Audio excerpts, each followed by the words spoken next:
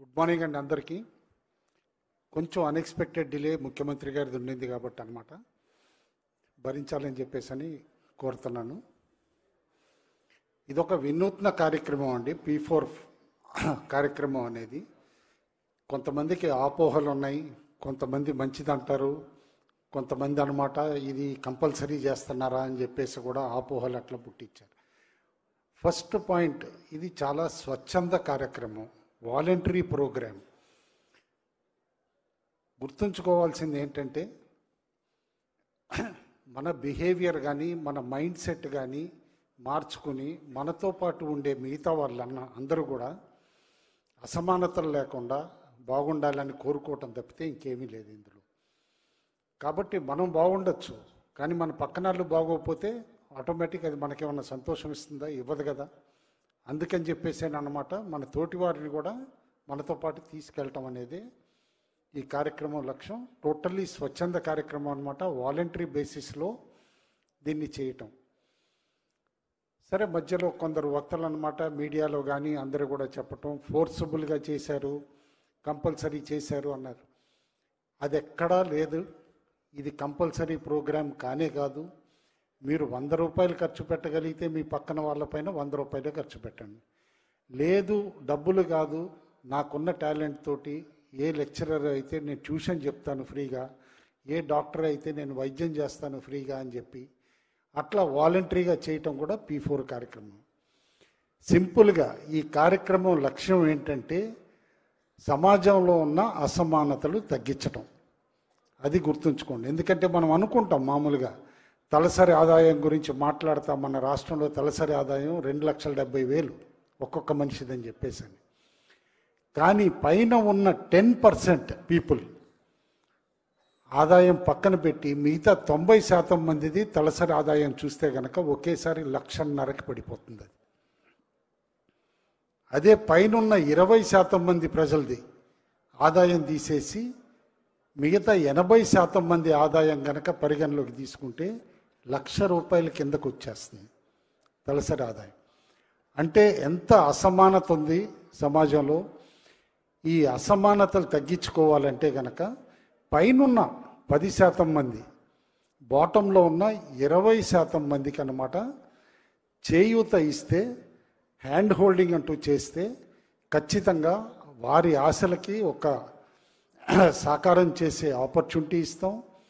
వాళ్ళందరూ కూడా పైకి ఎదగటానికి ఆపర్చునిటీ ఇచ్చినట్టు అవుతుంది అని చెప్పేసి ఈ ప్రోగ్రాం లక్ష్యం అన్నమాట. ఇదివరకు చాలా ఉండినాయి ప్రోగ్రామ్స్, గరీబీ హఠావో, రోటీ కపడా और మకాన్, ఇట్లా చాలా ఉన్నాయి. స్వాతంత్రం వచ్చి ఇప్పుడు 75 సంవత్సరాలు అయిపోయింది. మరేమన్నా పావర్టీ తీసేయగలిగామా? దారిద్ర్యం తీసేయగలిగామా? ఎందుకు అవ్వలేదు? ఇన్ని ప్రభుత్వ పథకాలు ఉన్నా కూడా క్లియర్గా ఏంటంటే సమాజంలో అందిపుచ్చుకుని కొందరు ముందుకు ఎదిగారు. ఆ అందిపుచ్చుకుని ముందుకు ఎదిగిన పెద్దలు ఎవరైతే ఉంటారో వారు మిగతా వారికి కూడా చేయూత అందించి సహకారం ఇస్తే గనక ఖచ్చితంగా ఒక హెల్దీ హ్యాపీ సొసైటీ అవుతుందని చెప్పేసి లక్ష్యం అన్నమాట. అందుకని చెప్పేసి ఈ ప్రోగ్రాం బేసికల్లీ ఇటు బంగారు కుటుంబాలను ఐడెంటిఫై చేసి మార్గదర్శుల్ని కూడా అనమాట ప్యానెల్లోకి తీసుకుని మార్గదర్శుల కోరిక ప్రకారమైన అనమాట ఏ కుటుంబాలను అడాప్ట్ చేసుకోవాలి ఏంటి అనేది కూడా డిసైడ్ చేసి చేయూత ఇష్టం. మనం ఎప్పుడు వింటాం ఒక చైనీస్ ప్రావర్బ్ లాగా, చేపలు తినటం కాదు చేపలు పట్టడం నేర్పించండి అని చెప్పేసాను. ఎందుకు? చేపలు పట్టడం నేర్పిస్తే లైఫ్ అంతా కూడా సెటిల్ అవ్వగలుగుతాడు మనిషి. తింటం నేర్పిస్తే తింటానే ఉంటాడు, సోమరిపోతూ అవుతాడు. ఇది సింపుల్గా ఇది ఎప్పుడు రోజు వినేదే మనం. కానీ ఇక్కడ అందుకని అనేది ఏంటంటే ఈ ప్రోగ్రాంలో మన స్థాయి వరకు మన పక్కవారికి హెల్ప్ చేస్తా. అది స్కిల్ డెవలప్మెంట్ అవ్వచ్చు, ఇటు ఎంప్లాయ్మెంట్ క్రియేట్ చేయటం అవ్వచ్చు, వాళ్ళ ఎడ్యుకేషన్కి సపోర్ట్ ఇవ్వటం అవ్వచ్చు, వైద్యంలో రిక్వైర్మెంట్స్ ఉంటే కనుక ఎక్కడన్నా ఫెసిలిటీ ప్రొవైడ్ చేయటం అవ్వచ్చు. ఇట్లా రకరకాల పలు విధాల్లో ఈ P4 ప్రోగ్రామ్ అన్నమాట ఇంప్లిమెంట్ చేయొచ్చు. ఒకప్పుడు ముఖ్యమంత్రి గారు జన్మభూమి ప్రోగ్రాం మొదలుపెట్టారు. అప్పుడు ఎంత హిట్ అయిందో మనం చూసాం. జన్మభూమి ప్రోగ్రాం 2000కు ముందు అప్పుడు అనమాట ఎంతోమంది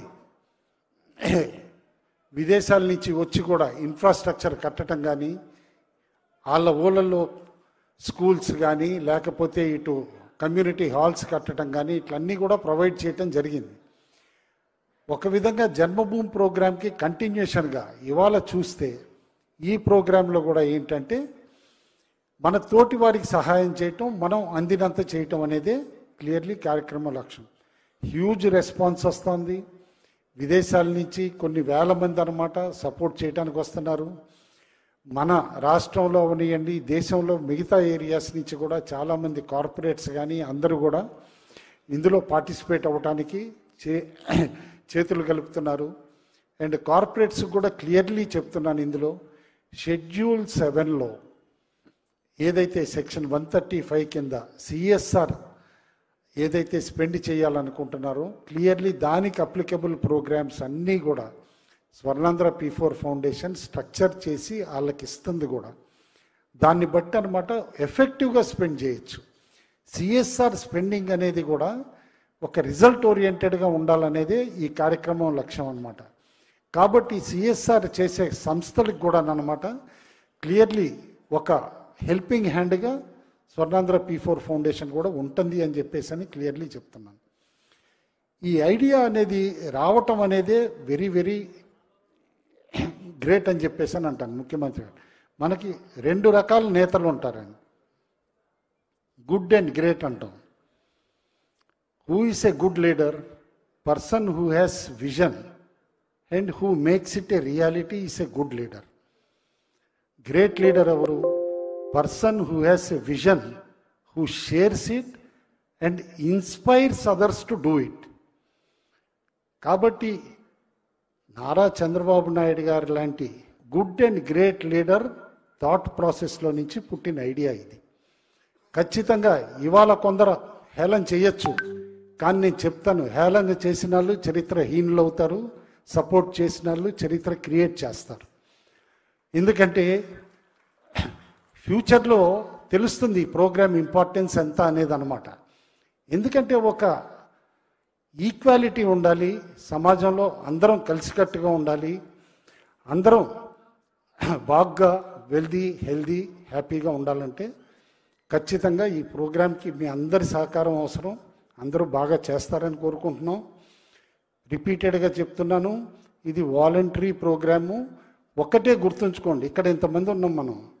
సపోజ్ మన ఇంట్లో ఒక పార్టీ అయిందనుకోండి, ఆరు వీకెండ్కే పిల్లలు ఉన్నారు, యంగ్స్టర్స్ ఉన్నారు, పార్టీ చేసుకున్నారు అనుకోండి, దానికి అయ్యే ఖర్చుతోటి నేను తగ్గించుకోమని అంటలా, పార్టీలు చేయొద్దని అంటలా, కానీ విచ్చలవిడిగా కాకుండా అందులో అయ్యే ఖర్చుతోటి ఒక్క మనిషికి హెల్ప్ చేస్తే ఆ మనిషి మిమ్మల్ని ఎంత గుర్తుంచుకుంటాడో అర్థం చేసుకోండి. ఆ మనిషి ఆశీస్సులు మీకు ఎంత ఉంటాయో గుర్తుంచుకోండి. కాబట్టి మార్గదర్శులకి బంగారు కుటుంబాల ఆశీస్సులు కూడా ఎంత వస్తాయి అనేది కూడా గుర్తుంచుకోండి. కాబట్టి this is a programme, innovative అనే కాకుండా ఖచ్చితంగా ఒక ఆలోచనతోటి వచ్చిన ప్రోగ్రామ్. అండ్ అందరూ సమిష్టిగా కృషి చేసి సక్సెస్ చేస్తారని కోరుతా. కొంత ఇంటరాక్షన్ కూడా అన్నమాట. ఈవెన్ విదేశాల నుంచి కూడా చాలామంది జాయిన్ అయ్యారు, కొన్ని వందల మంది జాయిన్ అయ్యారు. కాబట్టి అన్నమాట కొందరితోటి ఇంటరాక్షన్, పబ్లిక్ తోటి కూడా ఇంటరాక్షన్ తీసుకోవడానికి చేస్తాం. ఈ లోపల ముఖ్యమంత్రి గారు వచ్చే లోపల I thank everybody for attending the programme అన్నమాట, ఇంత లార్జ్ నెంబర్స్లో. కాబట్టి ఖచ్చితంగా ఈ ప్రోగ్రామ్ హిట్ అవుతుందనే కాన్ఫిడెన్స్ కూడా మాకు చాలా వస్తుంది ఇవాళ వస్తున్న రెస్పాన్స్ తోటి. థ్యాంక్ యూ అండి. Thank you everybody.